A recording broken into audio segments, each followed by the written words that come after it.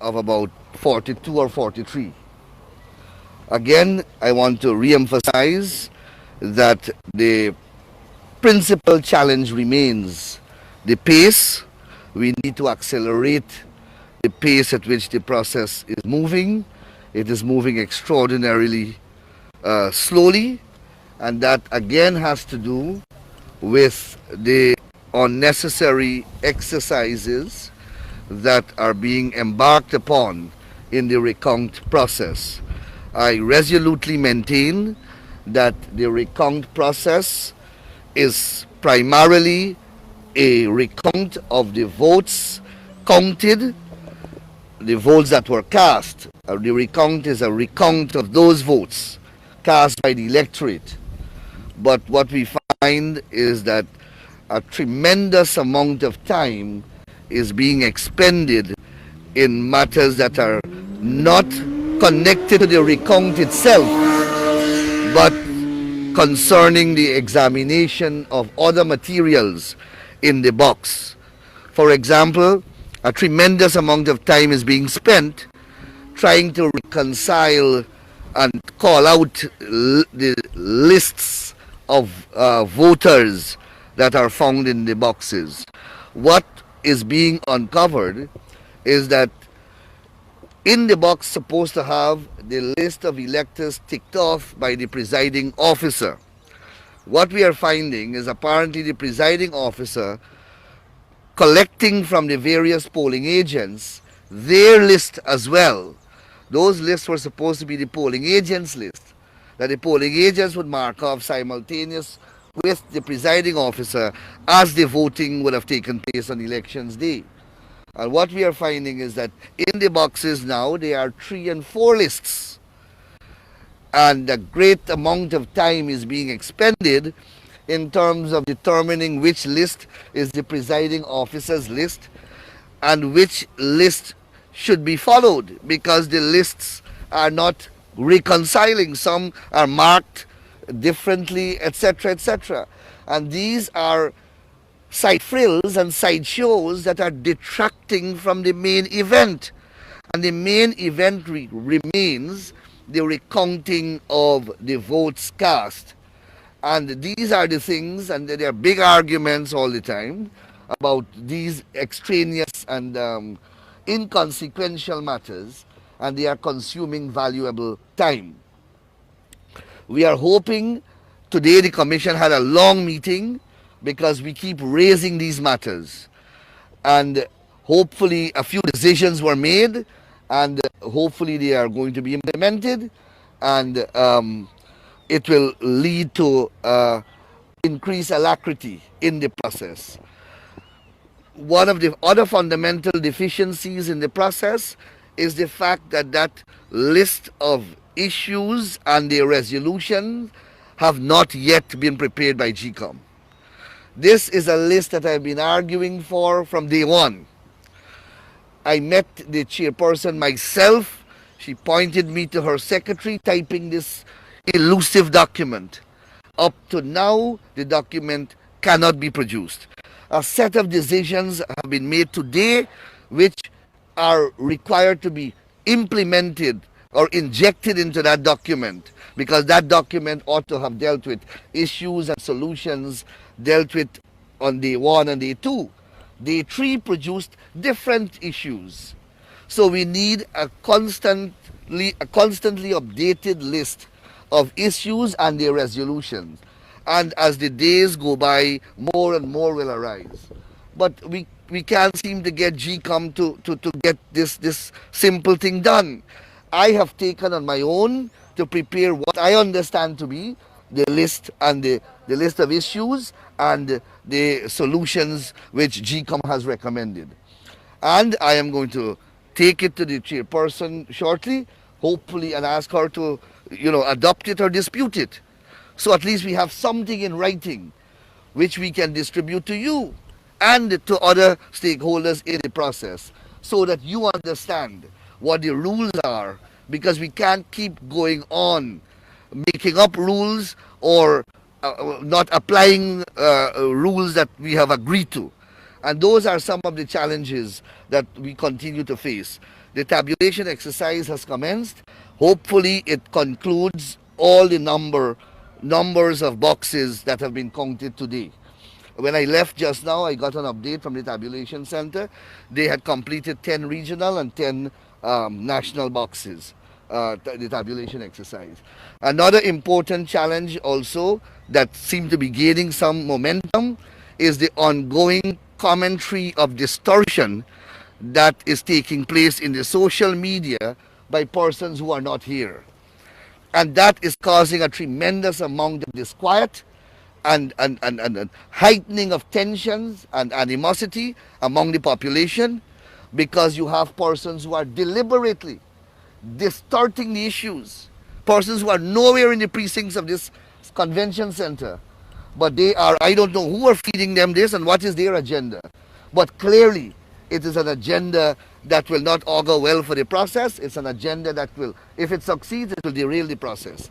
And there are a few people who are constantly, dedicatedly executing such a campaign on Facebook. If you read it, whole day you see 4 or 5 issues that are magnified, multiplied, distorted, and causing all sorts of mischief.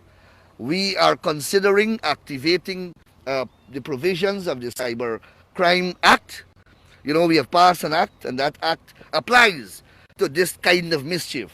Our legal team is considering activating the provisions of the act, making report to the police, and launching an investigation, and if possible, write Facebook in relation to this matter. Because if it goes on in this way, it's going to end up, you know, not in a good way.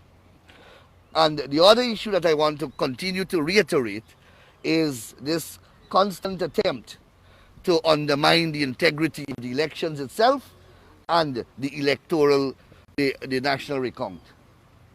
As I said to you this morning, APNU, AFC claim that they have won the elections, yet they are spending an enormous amount of time and energy in the workstations trying to find flaws and find alleged irregularities and in relation to what occurred on elections day.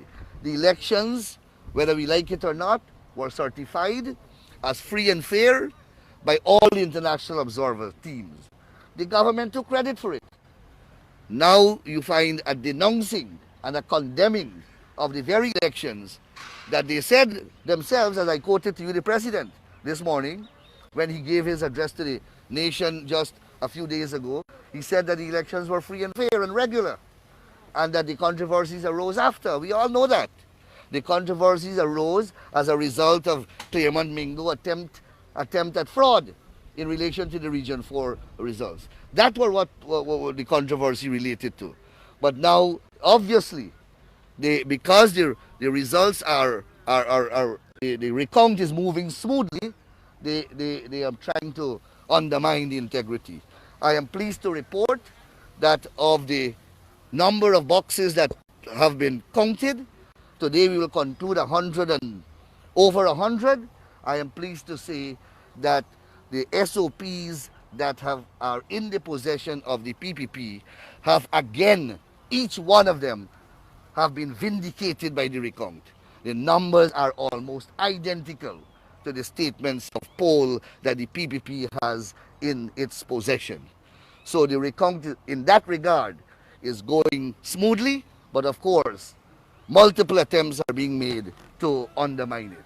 Mr. Nadal, besides the comments you made this morning about the excessive objections being raised, are there any other aspects of this process for which you can make recommendations to improve the pace? Yes.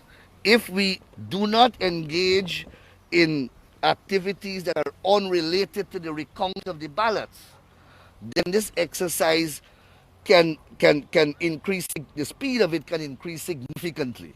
If we don't spend time on folio, spend time on who died and which voter migrated, how can you stand up in the workstation and make an allegation that a particular person migrated and you have not a shred of evidence to suggest that person was not in Guyana on elections day? And you don't have not a single scintilla of evidence is being produced. Then another person will stand up. This person here, serial number so and so, was dead on election day. That person was not alive on election day and therefore could not have voted. And they don't have not a scintilla of evidence to suggest these wild, reckless allegations. What these allegations succeed in doing is consuming valuable time. And GECOM continues to entertain them. I asked the chairperson today in a conversation that I had the privilege to have with her that you cannot allow your own electoral process that you presided over to be undermined within your own precincts. How is she responding to that? She took note of what I was saying and she said that she will address it. All these issues that attack the elections that Justice Claudette Singh held are an attack on GECOM and the whole machinery. Mr. Angalal, you spoke to several lists being in some of the ballot boxes. Can you list of electors, yes. Can you speak to which region is this predominant? It's not. I can't say which region, but it happens in almost all the regions. So when you got your information in all the regions? I think they happen in more than one region. I didn't single out. I didn't observe rather a particular concentration of them in a particular region. But it seemed to be an issue that recurred because presiding officers requested from the polling agents their list, their copy of the list, and they put that in the box as well. But I don't think it's a region issue.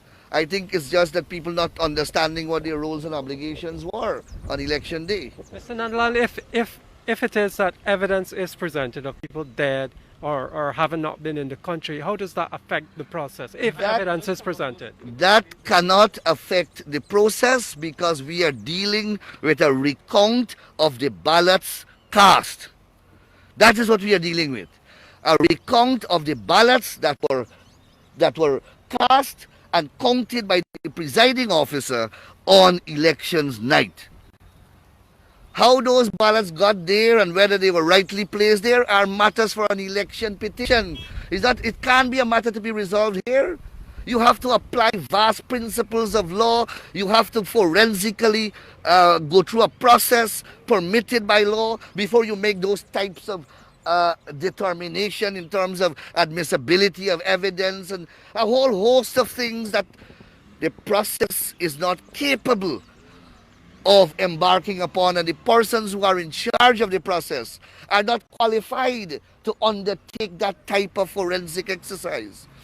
Those are matters for an election petition by a court of law qualified to deal with those issues. What we are engaged in here is a very mechanical exercise of counting the ballots that are in the ballot box. That is what we are, and compare it with the statements of poll possibly, which up to now Mr. Lowenfield can produce.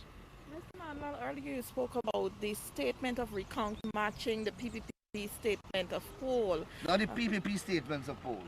The statements of poll that were given to PPP polling agent by the presiding officer at the end of poll on elections day. Okay. But PPP would have posted those statements of poll on a website. Yes. But we know that recently that there were changes to that particular whatever the documents that were uploaded.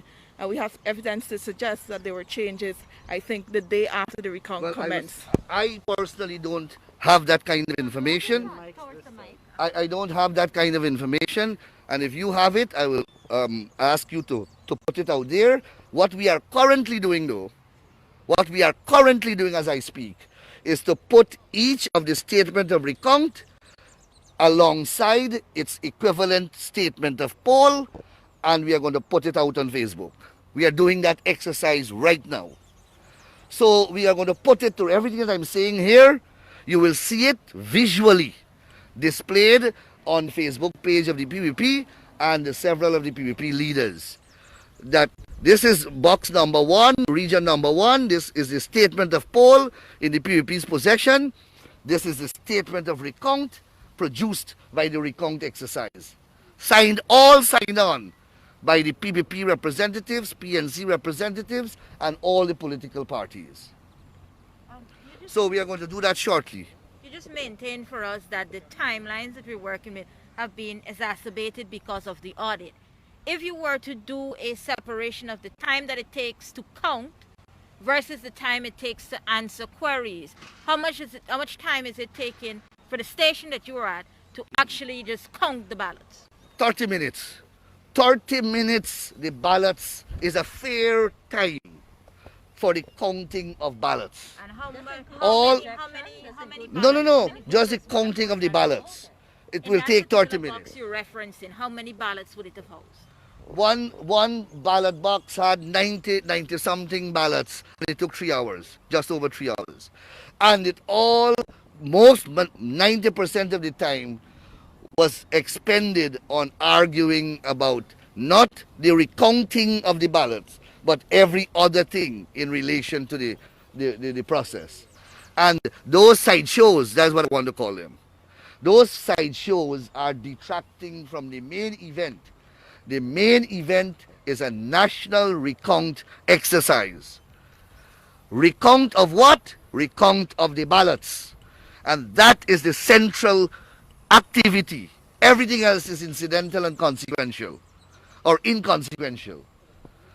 And I am saying to you that an average of 30 to 45 minutes is a fair and conservative time that will conclude the counting of ballots in relation to the exercise, regardless of the number of ballots in it. I'm giving you an average of 100 ballots, for example, in a box. And that's a fair account across the board. Thank you very much, Mr. Allen.